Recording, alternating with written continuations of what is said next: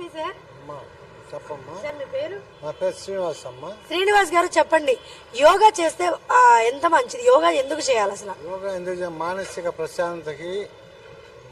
ప్రశాంతతకి, ఆర్థిక పురోగభివృద్ధికి, సమాజ శ్రేయస్కి, అన్ని సర్వరోగ నివారణి యోగా చేయటం వల్ల మానసికంగా, ఆర్థికంగా, ప్రశాంతంగా మనం కానీ, మనతో పాటు మన చుట్టుపక్కల కానీ, మన చుట్టుపక్కలతో పాటు మన కుటుంబము, సమాజం మొత్తం కూడా ఒక మంచి విచక్షణని కోల్పోకుండా జ్ఞానంతో 10 మందితో మెలుకొని మనుషుల్లాగా ఉంటారు.